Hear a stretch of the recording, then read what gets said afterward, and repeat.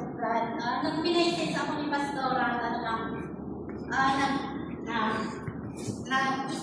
dasal talaga ako kung talaga ba ang nakatalaga ngayon. Kasi very challenging ang mag-preach dito sa Tarap.